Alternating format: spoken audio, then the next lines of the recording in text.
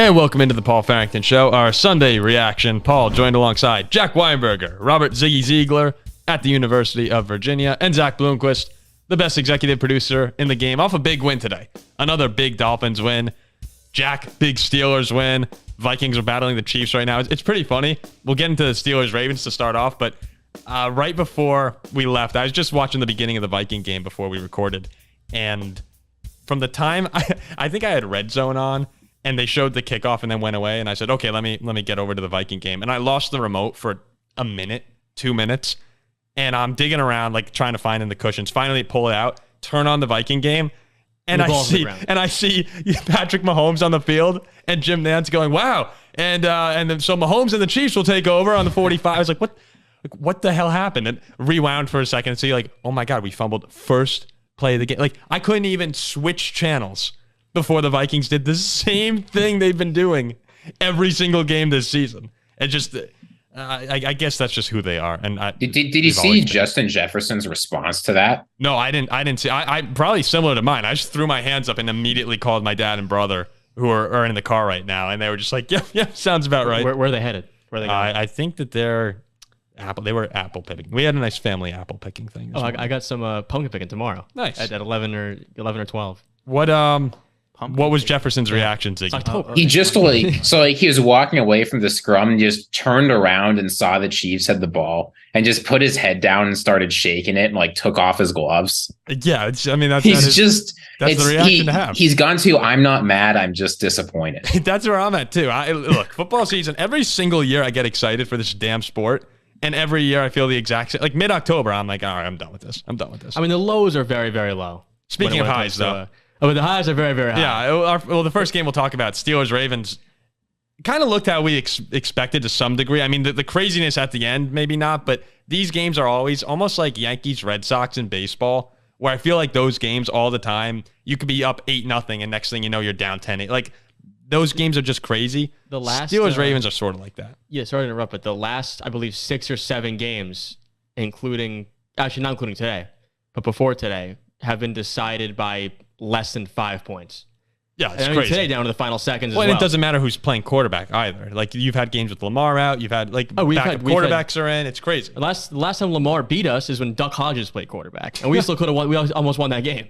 It wasn't really a pretty game to watch, especially in the first half. Really, through the fourth quarter, it was kind of a nightmare. And it's always great watching Jack's texts come in during Football Sunday. He's just like, Pickett's horrible. This offense is abysmal. By the way. Yeah, Super Bowl's on. Pittsburgh. It's watching them for most of that game. The Pittsburgh offense is dreadful. It's good enough. Oh no, it's good enough. Sort of. I guess it's good enough. Your defense is good enough. First place, 3-2, 2-0 in the division, going into the bye. It's fine by me. So Steelers fans, speaking on behalf of all Steelers fans right now, you're saying you guys are jacked up. Oh, I think that that last drive, the game-winning drive, Pickett to Pickens, that signaled the start. The turnaround. The turnaround of something good here. Defense is the best in football. Pickens is a dog. Jalen Warren's a dog. Jalen Warren had that hurdle was amazing. First place, going to the bye. I mean, we seem to be giving Cleveland and Ziggy, Baltimore some flowers. Do you think this was more of a good Steelers showing at the end or a Baltimore collapse? Because I very clearly have my feelings. I've said also for a long time that Lamar, he's atrocious. Lamar's atrocious. I thought he was fine. He scored 10 points today. He scored 1 touchdown. The interception at the end was bad. But Ziggy, what do you think? More of a collapse or more of a, wow, Pittsburgh gutted this one out? The first thing I want to know is how much the Steelers are paying Nelson Aguilar. Because clearly that man was on the payroll with the way he played today. I mean, look, the Steelers play good defense. There's no question about that. Defense. Yeah, great defense, right? This is an excellent defense, and it's very fitting that TJ Watt ended the game. I mean, and I'll say this too, like the Steelers offense had an excellent couple of drives, but I worry about how much this team is dependent on like a single really big play to win them their games, right? Like there was that Pickens 70+ yard touchdown. What was that against the Raiders? Yeah. Or no, that was the Browns. That was the Browns. Against the Browns. Yeah, Austin. Yeah. There was the Austin long play. There was another Pickens long play. Like, was a 45-yard touchdown? That was today, right? Yeah, 40 yards. Yeah, so like the Steelers are only scoring if you have a receiver going for 30 or more yards. Or a defensive touchdown. Yeah, and like that is a recipe that can win you some of these games. But that is not a recipe for long-term success in the NFL because you just can't count on those plays. Jack saying now the just Steelers. You never know. Look, I think a dub's a dub. I think a dub is a dub. But I'm saying you're saying the Super Bowl's on. The offense needs to get better because you're not getting 4 or 5 of those kinds of games in a row. Now the good news. Well, go ahead. You continue. You go ahead. You continue. I was gonna say the Steelers have some time to figure it out, right? Isn't there bye this week? Yes. So they've got a bye week. They've got a little bit of time to figure this out, and then they play the Rams, the Jaguars, the Titans, and the Packers. Right, games they should be competitive in. So they have a little time to figure this out, but they need to figure out a way to get the ball moving. That's not 40+ yard touchdown.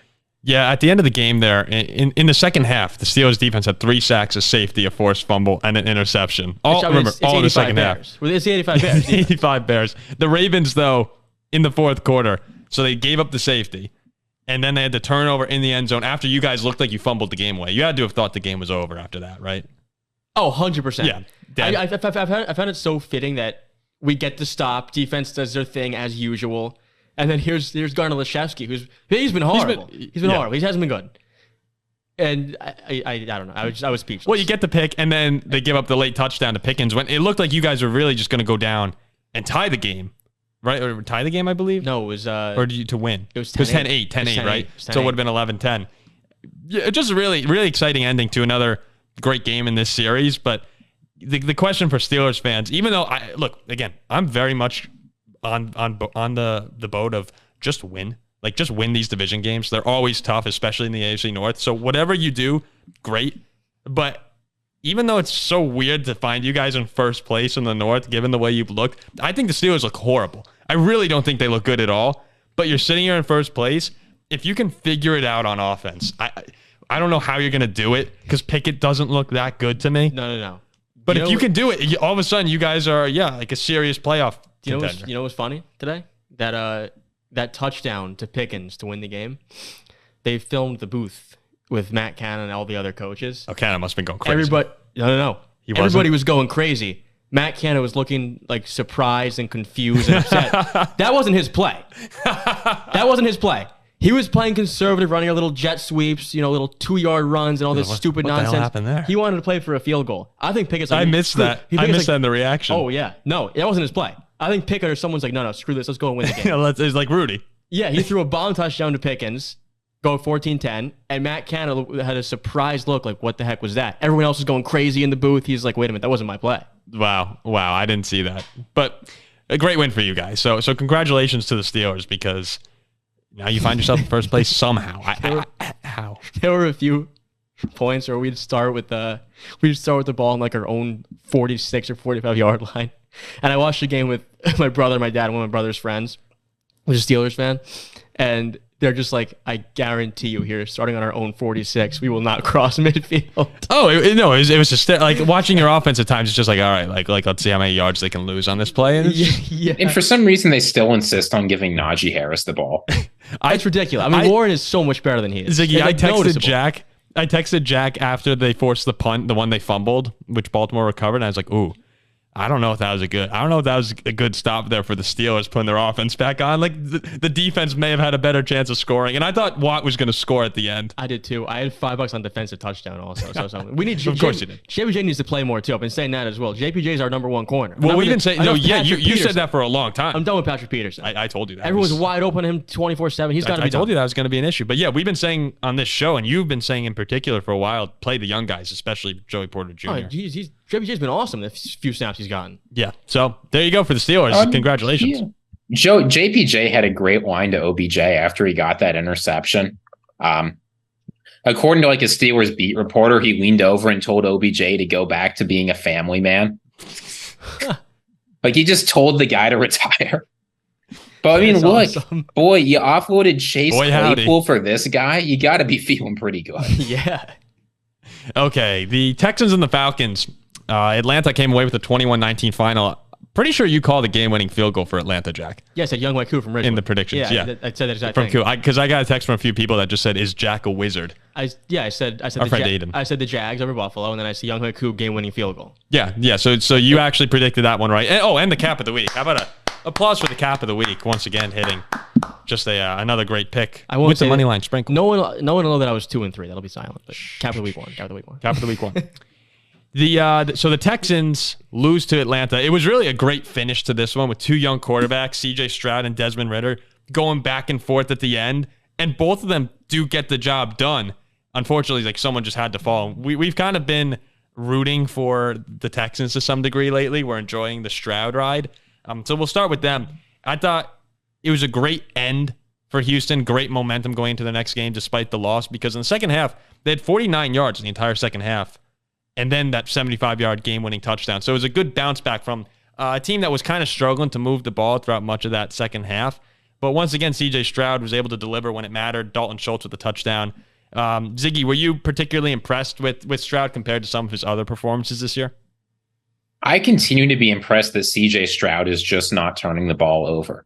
Right? The single most important thing. He almost did. No, it was very close. And like he sort of got bailed out of that. I actually thought the record was going to break. Instead, he broke the record. But look, the thing about CJ Stroud is that he doesn't make mistakes and he does enough for the team to win, which is incredibly rare as a rookie. Right? He's going for 250 or more yards in every game. I think it was 249 today, but close enough. He had a go-ahead touchdown when the game demanded it, leaving the Falcons without a lot of time left. Like whatever the Texans have needed him to do, he's done, and he did enough to win this game. Now, unfortunately, the defense couldn't hold it up. Ridder played well, got them the touchdown. The field goal, got them what they actually needed to win. But CJ Stroud has consistently done what the Texans have asked of him, and I don't think you can help but be impressed by that, especially because he lost Tank Dell in the middle of the game. I know, right after I play him in fantasy. Jack, you last year got to watch Kenny Pickett grow as the season went on. He got better and better. And that's something we've said about CJ Stroud, and what we like so much about him is every week he improves. As the Texans got the ball back towards the end of the fourth quarter there, I was thinking in my head, this is a great opportunity now to see what he's made of, because the Texans really haven't had a game-winning drive opportunity this year. And Pickett started doing that towards the end of last year for you guys. He had a couple game-winning drives. Yeah, 3 or 4. So when you look back, and as someone who's recently had a rookie quarterback that they're keeping a close eye on, were you pretty impressed with the way he composed himself on that drive? Yeah, and going back to what Ziggy was saying as well, like those game-winning drives are always tough. But the way he didn't seem panicked or phased. He doesn't turn the ball over. He plays a good game. He plays an efficient game, and I remember being so thrilled last year when Big Ben was gone. I'm like, all right, how is he going to be? And he takes us down the field and wins us the game. It was Baltimore, right? And Baltimore, and Vegas, Raiders? Yeah, a few of them. And Stroud did exactly that. Like he did all that he could do. He's trailing late in the game, fourth quarter. He takes him down there. And that's all you can really ask. I mean, it's not on him that the defense allows Ridder to lead the Falcons down. And it's not just interceptions, right? He hasn't taken a sack in 3 games after taking 11 in his first 2. We just keep talking about the Patriot game. His first, like the first time we saw him, how he got mauled, and people are saying this line's going to get blown up this year, even though it was preseason. And I'm just watching him, right? It's just, you can see that he knows what he's doing. He knows how to play quarterback in the NFL. He's going to be a very good quarterback. So even in the loss, we're all sitting here saying, okay, that like. And again, it was a loss and the second half where they had under 50 yards before like you need to account that they didn't move the ball. Stroud, the Falcons defense is pretty solid, and Stroud did all that he could do at the end to win that game. At the end of the game. So good takeaways for the Texans, even though there were some concerns with the offense not moving. You don't want to see with your rookie quarterback in those situations him go out there taking sacks, looking flustered, throwing interceptions, throwing balls behind receivers, and he doesn't do that. Hasn't done it all year. No, he's. I'm truly impressed with him, and he was my guy coming out of. He was my number 1 quarterback coming out of Ohio State. No, I remember that. Ziggy, a closing thought on Stroud before we get over to Atlanta. Stroud played well. Give him a little more time, and importantly, give him a run game. Damian Pierce was just not able to get it done today. Mm-hmm. If things get a little bit better around him, I think he can play like a superstar. If things get a little bit better around him, and you give DeMeco Ryans a couple years of the defense, I genuinely think this team could be a Super Bowl contender in a couple of years. Wow. They don't look far off, despite losing to the Falcons. I think it's. I didn't realize that Will Anderson. It's just the first time I noticed it, but that he's also a captain on the team this year. So Stroud and Anderson, both those top 3 picks, are captains. It says a lot about the direction that the franchise is going in to have your 2 cornerstone pieces already being disrespected in the locker room. Pretty awesome. Stroud finishes 20 for 35, 249, and that one touchdown. It's a fine game. Yeah, that's a fine game. Really good Atlanta defense this year. Top 10 in most metrics. Speaking of Atlanta, though, we've been a little hard on Desmond Ridder in the past, and I think it was warranted. A lot of games he struggled. A lot of games the Falcons' offense hasn't been able to move the ball, if not for the run game, if Bijan, Algier, or Cordero Patterson, for that matter, are the ones moving. And finally now, we get a breakout Desmond Ridder game. The first one, really, of his NFL career. He's 28 for 37 for 329 yards and a touchdown. No interceptions. And then he also has a rushing touchdown, 4 carries. So beyond that, he had the game-winning drive. We thought CJ Stroud had it, but Ridder gets the ball back with a minute 30, a minute 20 or so, goes down the field and puts Younghoe Koo, our Ridgewood friend, in position to kick and make that game-winning field goal. I was really impressed with Ridder. He made a couple big-time throws. Finally, you saw Kyle Pitts and Drake London get involved. Drake London with a really good catch late in the game. Did he score? London? Yeah. No. Who scored the touchdown? Well, Bijan had a pretty awesome touchdown. That was Zach's anytime TD today, Drake London. Is that the end of the streak? No, the streak ended last week when Mike Evans got hurt. Oh. Well, I don't know if I count injury. Yeah, doesn't count. Doesn't count. Well, it doesn't matter now. It's over. Yeah, it's still over now. Ziggy, as you watched Desmond Ridder today, was this an encouraging sign for you saying, okay, maybe going forward this year, like he can be good enough to get this team to the playoffs? It's tough for me to get super excited about Desmond Ridder. And right? We've seen Falcons fans like F you. Yeah. I mean, look, we've seen a lot of bad games out of him, but I will say this is the first game he's had in the NFL where I really felt like he looked good. Right? Was he perfect? No. Are you excited about the offense putting up only 21 points of all the weapons around him? No. But Desmond Ridder threw for a lot of yards. He took care of the ball. He didn't take those terrible sacks that he's been taking in the past few games that have just killed their offensive drives. Like, Desmond Ridder played well enough to win, and at no point before this in the season was that really true. I mean, they beat the Packers, but that was because Bijan put up like 125 rushing yards. And he was sort of the engine that game. Yeah, this was the game where Desmond Ridder said, look, guys, I got this. I'm going to be able to get us the win. Get on my back and let me take you there. Yeah, and whether it was like Jonnu Smith or Drake London or Kyle Pitts, like he was able to get the people you need involved. And he won him the game. So great job. But I'm not going to be super optimistic next week going in and facing the Commanders. I mean, Desmond Ridder at home just does not lose. Was he 5-0 in the NFL now? 5-0 in the NFL. What about Cincinnati? Got to be something ridiculous too there, right? Lost in Cincinnati. No, never lost in Cincinnati. He's never lost at home. I mean, that's incredible stuff. But yeah, I was impressed. I feel like he played a bit of in this game with a bit of a chip on his shoulder because there's been so much talk about CJ Stroud, and for good reason. I'm sure like we're not the only sports media guys out here talking about CJ Stroud. We're probably one of the only shows talking about Desmond Ridder even after today. Right, Everyone's talking about Stroud going down the field scoring. Like most people aren't going to talk about Ridder if you're not in Atlanta. Murdered Jacksonville, murdered Pittsburgh, played well today. No one's talking about Ridder. He's probably like, you know what? Like, I'm a young quarterback too. Let me show what I got. Down by a few points here. Let me take him down the field and win this game. Yeah, and that's what he did.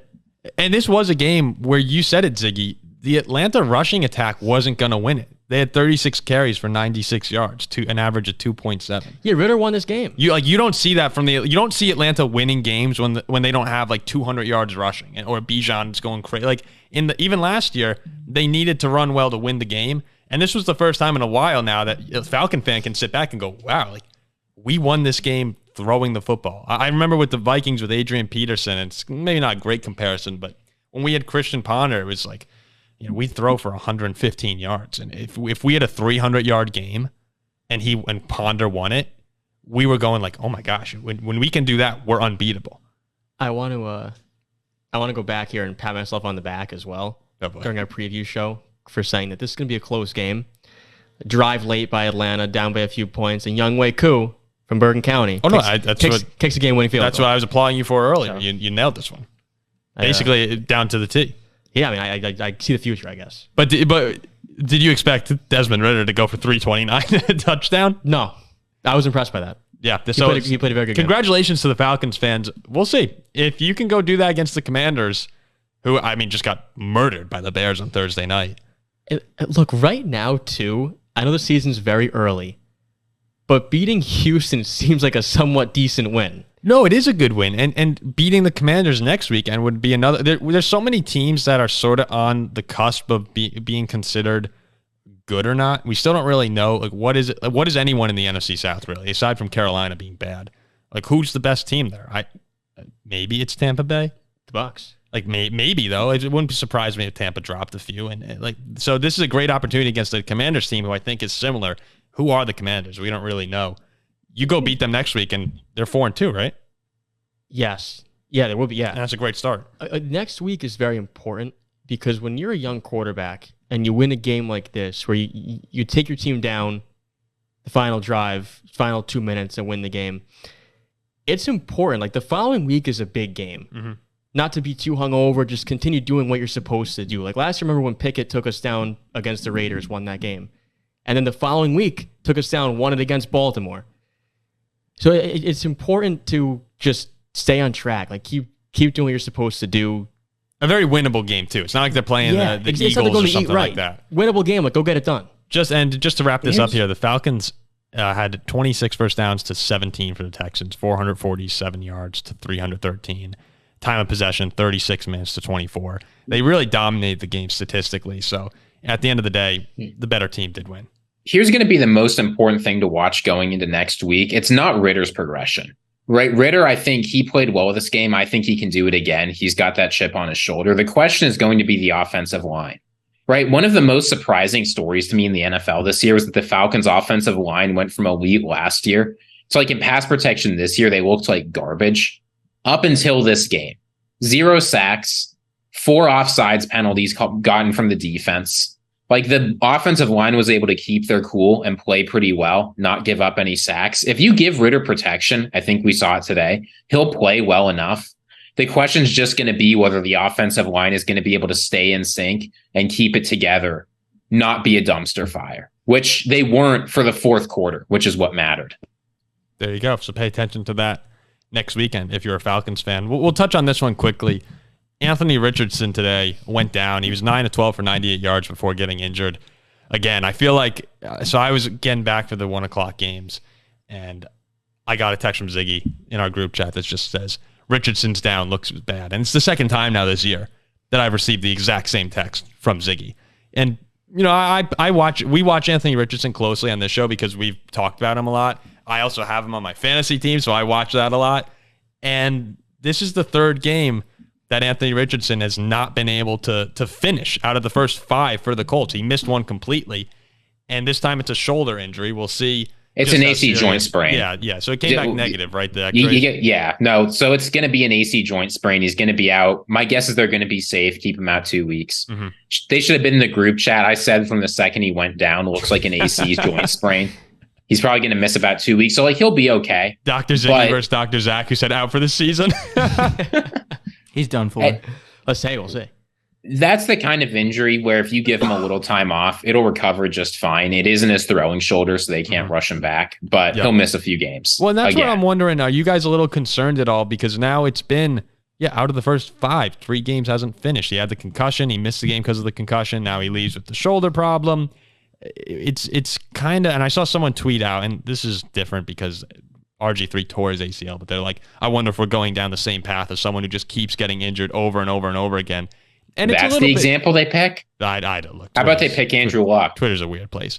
But it's regardless of the comparison, it's just this is a guy who plays a really aggressive style of quarterback. Running is part of his game. It's what makes him special to a degree, or part of what makes him special. I'm a little concerned as the season goes on. He just keeps getting these little things adding up. Eventually, like, you could have a big injury. So it's now on my radar, at least. It wasn't, even after the concussions, I wasn't thinking about it too much. But you see him go down and grab for things a lot. I'm a little, it's on my radar. I mean, as it should be to an extent, because a lot of the time, and I'll revert back to RG3, I know it's different, but when you have injuries early on in your career, you never like to see that. It's a tough adjustment. You're getting hit 3 times as hard in this league. You're not used to it. He's young. He's 21 years old. Really young. Like, crazy young. His physical build, he's a big, strong guy. I'd be more concerned if this was a guy like Bryce Young or a Kyler Murray or somebody small like that. But I wouldn't. I think he's going to be fine. Okay. I wouldn't look too much into it. Okay. Concerning for sure a little bit, but I'm not too worried. All right. So we're all okay with this right now. Ziggy. I mean, look, I'll say this much. We don't really know whether Anthony Richardson is injury prone because it's not like he played enough games at Florida to be able to tell. But look, the kinds of injuries he's getting, right? This isn't like his fourth hamstring injury, right? It's a concussion, which can just happen to anyone. Mm-hmm. It's a bad fall on your shoulder, which can just happen to anyone. Like, these aren't the kinds of things that should freak you out. The thing that worries me more, actually, is just every time Anthony Richardson is hurt and misses a couple games, that's 100 snaps he's not going to be able to get back or more. Mm-hmm. So it's unfortunate this development's stalling a little bit, but Colts fans shouldn't be worried that it's the second coming of Andrew Luck. We just haven't seen enough. These are sort of small, freaky kind of injuries. He should be back in a couple weeks and he'll get back to playing again. Hopefully. We said just an episode ago that he's arguably the most exciting guy in the league to watch right now. So if this was his left shoulder, he would have come back and finished the game. I really believe that. I don't think this is a big deal at all. Okay, good. Hamper the fears of Colts fans, perhaps. The voice of calmness, Robert Ziggy Ziegler. Let's go to, we have a couple more games here and then we'll wrap up because we're just going over the 1 o'clocks right now. The Lions, I mean, they look really good. 42-24, they beat up on what you say is the worst team in the National Football League, the Carolina Panthers. They're the worst quarterback of all time. Because they have the worst quarterback. Not even giving him 5 weeks. Like, I'm confused because I will say I watch a lot of college football. But, like, do I watch more college football than these NFL GMs and these higher-ups? I guess I do, because I could have told you don't draft this kid. Like, don't draft him don't... He will not have one winning season. He's small. He looks like a headless chicken. He doesn't know what he's doing. He's not an NFL quarterback. Yeah, but the Panthers don't have anything right now. You got to let him build up a little bit. If you put Bryce Young on the Texans... Dude, you're a lunatic. You're one of these guys who doesn't even give people 5 games. If you put Bryce Young on the Texans, they're also 0-6. You think it's CJ Stroud's on the Panthers? They're not winless. He stinks. I have to give people more time. I could have told Carolina, whoever runs there. You think this is ridiculous, right? 5 games in. Look, Bryce Young has thrown. I'll say this much: the 2 interceptions did actually worry me. Right, this is the first game Bryce Young's played where I worried a little bit. But on the other hand, I mean, everything in Carolina is letting him down. Right, Frank Reich is calling terrible plays. Right, Bryce Young, like, what he offered was processing speed and intelligence, and he's not being given an offense that lets him take advantage of that. Right, they don't have innovative play calling. I'll say he's gotten better weapons than I thought. Like, Adam Thielen has actually played pretty well, but Bryce Young is having serious growing pains. I think you have to worry a little bit about how he's done. My concern isn't as much of Bryce Young as the offense they've got around him. They have to get someone else in next year to develop him a little bit better because Reich is just not going to be that guy. I mean, he looks confused and lost and totally out. Like, yeah, he's horrible. And I could have told Carolina. Reich or Young or both? No, Bryce Young. Everyone. Bryce Young. But the Panthers are also, they're a train wreck. There's a lot going on. But this is supposed to be Detroit. I could have told you're right, okay. Oh, no. We know how you feel. We know how you feel about Bryce Carolina, don't draft this guy. Look, when Bryce Young isn't pressured, he plays well, right? Every one of his touchdown passes, he threw 3 of them. He threw for 250 yards and 3 touchdowns with the Lions defense constantly down his throat. When the offensive line played okay, he executed the game plan well. Like, you knew what you were getting in Bryce Young. You were getting a guy who, when things are going okay around him, he will elevate them to the next level. But you can't just put him in a garbage offense with a terrible offensive line and awful play calling and expect him to do well 5 games in. Right? CJ Stroud has good play calling, a good offensive line, and better weapons. So take it easy. Take it easy. Just relax. All I'm saying is if you switch through quarterbacks, the Panthers don't have 0 wins. You might be right. You might be right. That's true, but also Bryce Young will be doing well on the Texans because he'd have an offensive line. They'd also be winless. They'd be 0-6. All right, we'll go on. The Lions, though, to get over to the Lions, the whole point of this was I'm watching Detroit more and more, and I'm still not ready to put them on the tier 1 of the NFC, but it's getting pretty close because they have weapons all over the place. Yeah, they didn't even have Amon-Ra St. Brown today. They didn't have Jahmyr Gibbs. And Sam Laporta steps up with 2 touchdowns. Only on 3 catches, but 2 touchdowns nonetheless. David Montgomery is turning into one of the best running backs in football behind that offensive line. 19 carries, 109 yards and a touchdown. He had 90 and a touchdown in the first half. It's the Lions with Jameson Williams came back today. Didn't really do much, but he finally got involved. If he becomes what they're hoping in Detroit, I mean, this offense is just clicking. And Jared Goff, right now, is Jared Goff a top 10 quarterback in football? Probably, right? Yeah, surely. Surely. You're definitely on that cusp, but I would say, yeah, I'd say so. Probably in like that 8, 9, 10 area because he's just been money. And Detroit, once again, steamrolls someone. It's looking more and more like they are separating themselves to almost their own tier 2. Now, it depends if you want to put Seattle in there. But right now, Ziggy, did you see enough to put them up into that tier 1 right now, or are you still holding off like me? I mean, what more do you want from this team? They went to Arrowhead and beat the Chiefs, and people said, oh, well, that's just week 1. Anything can happen. Then they took the Seahawks, who are pretty good, to overtime, and people freaked out. And they lost. Yeah, they lost, but they took them to overtime. People were freaking out. Then they beat the Falcons by 2 scores. They beat the Packers by 2 scores. They beat the Panthers by 3 scores. Like, this team is clicking. You know, going to overtime against a good team, there's no shame in that. Otherwise, they played nearly flawlessly this year. Mm-hmm. I don't know what people are waiting for. The defense is great, right? Aiden Hutchinson looks better every single week. He is a genuine game wrecker. Sam Laporta is going to smash all of the rookie tight end records that Kyle Pitts put out. Amon-Ra St. Brown is out, as you said, doesn't matter. David Montgomery looks like the second coming of Barry Sanders. Jared Goff doesn't make mistakes. Right. What do you? Okay, that might be a little much, but this team's good. The secondary's fixed. What did everyone say going into the season? The offense is great. If you can just fix the secondary, get guys who can make plays and lock people down, they will be a Super Bowl contender. Well, they've got it. This team's ready to play. So Ziggy's saying Super Bowl. I think they are a Super Bowl contender for sure. I just don't know if I'd have them up there with the Cowboys. I mean, they're very, very close. They're very close for me. So I don't want Detroit fans to think I'm disrespecting them. I'm just not ready to do it yet. This team's really good. And Tier 1? The truth of the matter is, I'd probably go Philly, San Fran, and then probably Detroit. Over Dallas, too? It's close. Man, you might be able to put them I might put them right next to Dallas. That tier with Dallas. Mm-hmm. Right there, 3-4. You're not going to go. So that would be the top tier, yeah. So you'd have. I mean, you won't go 17-0. Dallas lost to the Cardinals. A loss to the Seahawks is fine. Yeah, I think it just woke them up more. They've won 3 straight games in dominant fashion. But I'm really surprised. Like, this team, we've said this multiple times. This team has all the pieces. They have a lot of weapons. The defense is upgraded. They're ready to go. And like, wow, they got a cupcake schedule. We shouldn't be. They really do. I'm looking here, waiting for them to get someone. They're at Tampa Bay and at Baltimore the next 2 weeks. Both of those would be pretty quality wins. Yeah, we shouldn't be surprised by this. No. They're good. They're a very good football team. And I don't want Lions fans to think that I don't think they're really good. I think they're by far the 4th best team in the NFC. Maybe they can get up to 3rd. I'm not there yet, but we'll see what happens with Dallas tonight against San Francisco. I expect that to be a close game.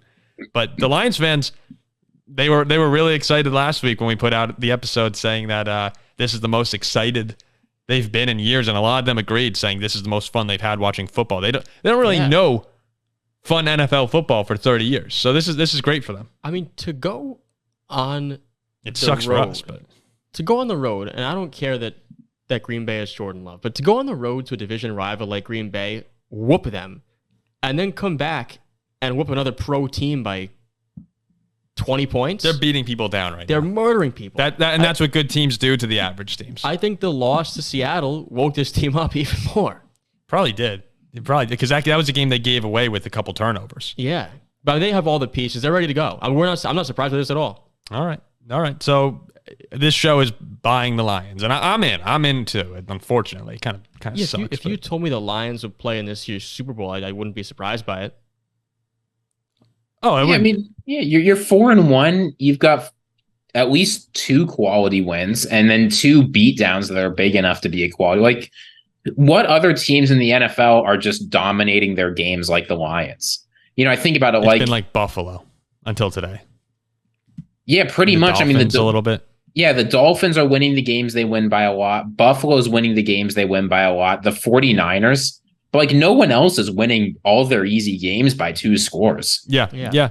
I'm not putting them there yet, but next week they will be. It would be dumb to sit back here and give them a red flag for losing to Seattle. No, I don't think it's a big red flag at all. I don't think it's a red flag at all. Yeah, Seattle's a good football team. Yeah, I think Detroit's ready to go. So what I'm saying is right now I'd go Seattle, San Fran, the Eagles, San Fran, and Dallas, and then right below that, the Lions, then the Seahawks 5. Detroit's probably for me the very top of tier 2. Okay. And next week, once they beat the Bucs, I'll probably put them up in the tier 1. If they win in Baltimore, it's also I want to see those 2 road games. But congratulations to the Lions again. It's annoying, but it's pride.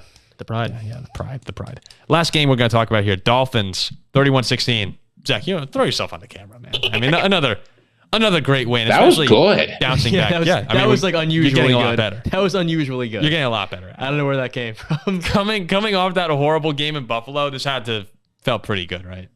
Oh, it felt fantastic. Yeah, you were at the bar down in Nutley. Nutley, had to go down, see everybody real quick. Dolphins fans, everyone's happy down there. Everybody's happy down there. Nice cover. The amount of Tuas I heard just chanting Tua. Yeah, you look. Was that after the first interception or the second interception? It was the whole game. If he got intercepted, if he didn't get intercepted, we were chanting Tua. You guys have lately a 2-man wrecking crew between Tyreek Hill and Devon Achane. Achane, baby. Achane. Yeah, he's amazing. I keep saying Achane. I'm finally Achane. That's the Dolphins media guide said Achane, so I don't blame you. The media guide got it wrong. Achane. I'm watching Najee plays like, damn, why can't we have this guy? Oh, listen to his numbers. So since coming back really week 3, that's when he first started playing, Achane has had 18 carries for 203 yards, 2 touchdowns rushing, 2 receiving against Denver. That was the 50-point crazy fantasy game.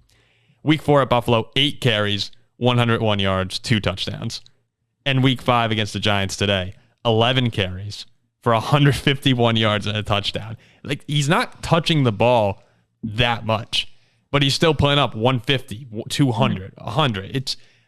He's just another weapon for them to work with. It's crazy. He's so explosive. He gets the ball and he takes off for 40 yards a carry. But it's like, of course, the Dolphins get this guy, right? Because the Dolphins don't have enough explosive weapons. They are just absolutely spoiled with how fast they are. This Dolphins team might be the fastest team in the NFL. Because I looked up, I sort of did the math. Jalen Waddle is the 4th fastest person on this offense. Right? He's behind Achane, he's behind Mostert, he's behind Hill. So Jalen Waddle, who was setting track records at the University of Alabama. Who's known for being fast. He's incredibly fast. He's a speedster in the NFL. No, Waddle's 40 time is a 4.9. He runs is a 4.3. Exactly. Wait a second. I was gonna say I might be able to beat Waddle if he's running a 4.9. Slow. No, like that. Yeah, no. He ran a 4.3 at the combine, and he is probably the 4th fastest person on this offense. It's stupid, and this is why. I don't know as a defense what you're supposed to do against this, because if you play everyone back, what Buffalo did. I mean, yeah, but just be really good. Yeah. But in general, if you're a defense, if you play everyone back, then they're just going to get 15 yards on some underneath route or run. If you try and play guys up close, you'll get a Tyreek Hill 70-yard touchdown. If you try and bracket 2 of their guys, 2 more will take their place. As long as the offense gets a little momentum early, it is extremely difficult to stop them. And boy, the Bills did a decent job, but it's not like Achane didn't get his, right? He went over a century. He got 2 touchdowns. They're tough to stop. Yeah. Look, and this win today, the Dolphins were an 8-1 favorite. They didn't look great, but they did what you have to do. You're off a loss where you got beat down. You come home and you take care of a team that's subpar and you beat the crap out of them. Not even playing a great game. Yep. And Daniel Jones, he was sacked 11 times last week against Seattle. That was a big deal that people were making. And it should. 11 times, what was it, tied or 1 off the record, something like that. Sacked 6 times today before he left with a knee injury. So the Dolphins were getting after him all afternoon. And that was good for you guys because we've had some concerns with the defense. It seems like that could wind up being what determines your fate, how that Vic Fangio defense progresses throughout the season as you go against some of those great quarterbacks in the AFC. But it was great to see a bounce back here because a lot of us we were kind of starting to question was Miami a little bit overrated the first few weeks? And I think we all agree right now that they're a very, very good team that will beat the crap out of the average team, sort of the way the Lions are doing. And then we just need to see them do it against the big boys. Go get that like signature win on the season. And in Philly in 2 weeks. I mean, that'll be a great defense. If you go in and win that game, it's awesome for you. Like that's the win right there. That's one you need. Congratulations, Zach. You must be thrilled. Bills lost too. On the road to the Super Bowl, baby. First place? First place. First place feels pretty darn good. Hey, don't look now, but the Vikings are beating the Chiefs. Don't look now. 14-10. Yeah. And you know who's not doing anything? Justin Jefferson. Addison just had a touchdown. I know. So watch out. I mean, Super Bowl might be on for everyone on this show. I mean, yeah, if you win today, why not? It's back on. Well, Yeah, I mean, why can't 4 teams make the Super Bowl? What rule says that? Well, it'll be me and Zach in the AFC. Wait, four. Three.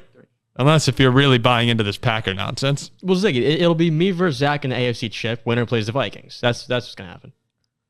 Can you imagine the disaster if the Vikings were in the NFC Championship game? That'd be like, I mean, you guys would get blown out of the stadium by the Dolphins in the chip game. No, not if we're at home. Oh, you wouldn't be at home. Well, we're the 3 seed right now. Maybe Buffalo wins the division. We host Miami. I'm imagining the Vikings starting off the Super Bowl. Like, with your luck and our luck, if we played the Steelers in the Super Bowl, we'd probably fumble 8 times. And you'd recover 6 of them for touchdowns. We wouldn't get. If we played Miami, we'd lose 48 to 6. I think it'd be like 87 to 3. They'd score on 4 plays every time, and then we wouldn't move the ball. Our teams combined would still get murdered by the Dolphins. Oh, yeah, for sure. Yeah. Well, there you go. There's your Week 5 reaction. We hope you enjoyed that. Please remember to like this video, comment on the video, whatever we said that really impressed you or pissed you off. Either one. Go ahead, leave it in the comment section. Please subscribe to the channel. We're trying to build up to, what are we, chasing down 2,000 right now? Yeah, we're 1.6 right now, somewhere around there. 1.6. And we'll see what happens going forward. But another fun week of football. And then the games this afternoon are already off to a really fun start with probably the biggest game of the season tonight between the Cowboys and 49ers on Sunday Night Football. So a lot more excitement to come on this Sunday. And it needs to be exciting because after yesterday's Notre Dame game, I'm kind of devastated. A little bit done with football. So bring me back in, please. All right. We'll see you for maybe another Week 5 reaction part 2. Maybe, if Zach allows it. See ya.